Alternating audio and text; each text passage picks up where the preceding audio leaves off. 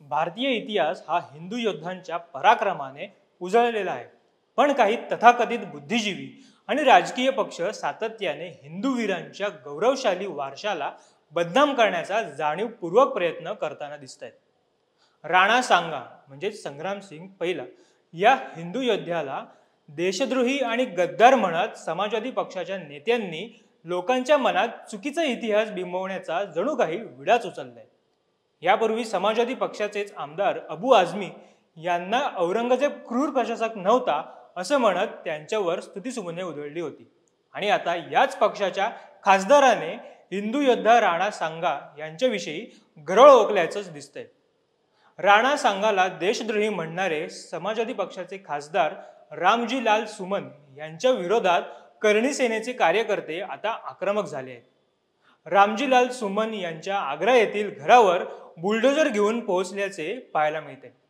कार्यकर्त्यांनी त्यांच्या घरात घुसण्याचा प्रयत्न केला असता पोलीस व करणी सेना यांच्यात जोरदार झटपट झाली।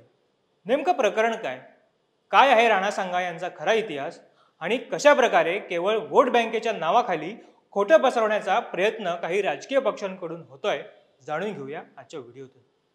नमस्कार, मी ओमकार मुळे, कॅमेरा आहेत रिद्धेश कदम। समाजवादी पार्टीचे खासदार रामजी लाल सुमन यांनी 21 मार्च रोजी राज्यसभेत राणा सांगा यांना देशद्रोही म्हटलं असून हिंदू हे त्यांचे वंशज असल्याचेच म्हटलं होतं।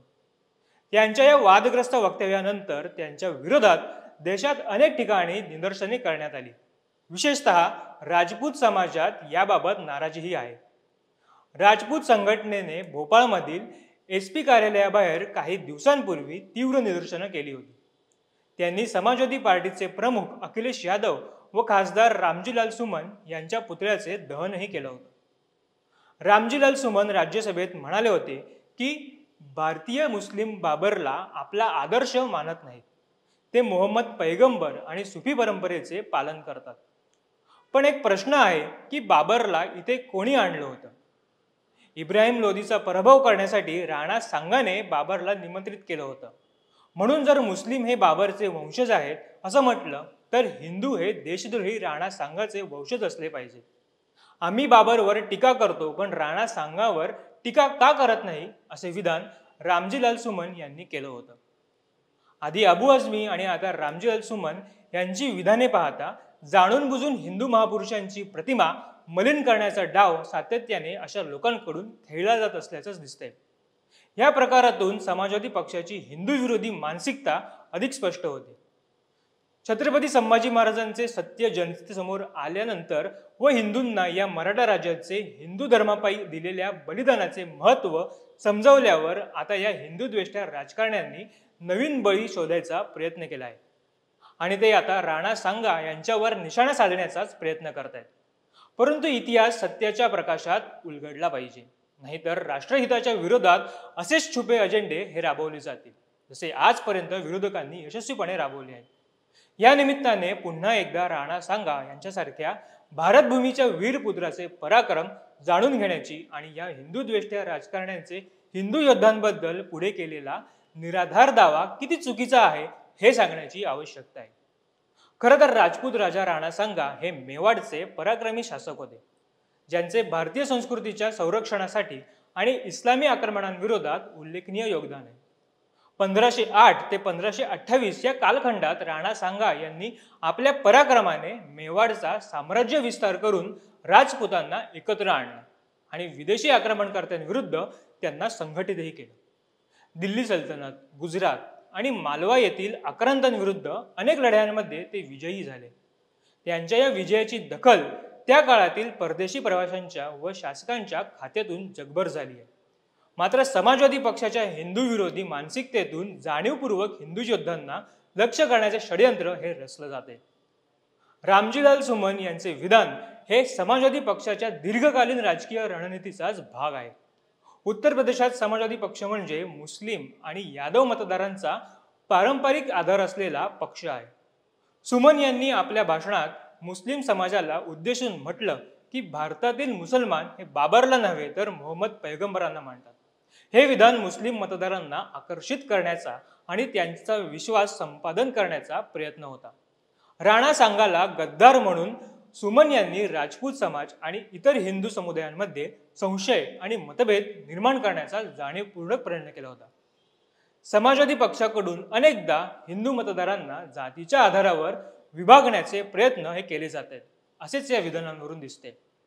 भारतातील राजकीय पक्ष आणि संघटना केवळ सत्तेच्या स्वार्थासाठी समाजात फूट पाडण्याचा प्रयत्न करत आहेत।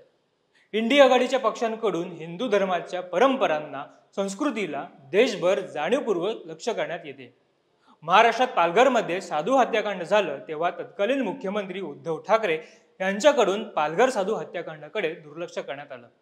पश्चिम बंगालमध्ये दुर्गा पूजा ही हिंदू धर्मातील मोठा उत्सव आहे, पण 2017 मध्ये दुर्गा पूजेच्या विसर्जनालाच रोखण्यात आलं होतं, कारण त्याच दिवशी मोहरम होता आणि यातून ममता सरकारची हिंदू विरोधी भूमिका ही देखील दिसून येते।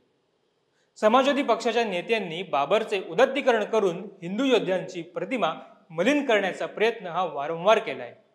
हिंदू धर्माच्या रक्षणासाठी प्राणार्पण करणाऱ्या राणा सांगा यांच्यासारख्या वीर योद्ध्याला गद्दार ठरवणे हे जाणून बुजून रचलेले राजकीय षडयंत्रच आहे। राणा सांगा यांनी 1517 मध्ये इब्राहिम लोदीवर निर्णायक विजय मिळवला होता, त्यामुळे बाबरला भारतात आणण्याचा आरोप त्यांच्यावर करणे तार्किकदृष्ट्या चुकीचेच। बाबरला भारतात आमंत्रित करण्याच्या कटाचे मुख्य सूत्रधार हे इब्राहिम लोदीचा चुलत भाऊ आझम खान आणि पंजाबचा तत्कालीन शासक दौलत खान लोदी होते। 1510 ते 1523 या कालावधीत बाबरने पंजाबवर 4 वेळा आक्रमण केलं होतं, परंतु प्रत्येक वेळी त्याला पराभव पत्करावा लागला आणि तो परत गेला। बाबरच्या भारतात येण्यामागे राणा सांगा नव्हते, ही ऐतिहासिक सत्यता भारतातील प्रमुख इतिहासकारांनी स्पष्टपणे अधोरेखित केली आहे। ऐतिहासिक तथ्ये पुराव्यांवर आधारित असून विद्वान आणि अभ्यासकांनी मान्य केलेली आहेत। तथापि डाव्या विचारसरणीच्या लोकांकडून हेतुपुरस्सर राणा सांगा यांच्या ऐतिहासिक प्रतिमेचे विकृतीकरण करण्याचा प्रयत्न हा आज केला जातोय। हे सत्यता विकृतीकरणाचे उदाहरण असून प्रबोधनाच्या दृष्टिकोनातून समाजाने वास्तव स्वीकारले पाहिजे। राणा सांगा हे केवळ एक राजपूत योद्धा नव्हते, तर ते हिंदू धर्माचे खरे रक्षकही होते। त्यांनी आपल्या शौर्याने हिंदू संस्कृती आणि परंपरेचे संरक्षण केले। राजकीय दृष्टिकोनातून समाजवादी पक्षाचे नेते आपल्या विधानांद्वारे इतिहासाचे विकृतीकरण करून मुस्लिम समुदायाचे लांगुल चलन करण्याचा प्रयत्न आज करतायत।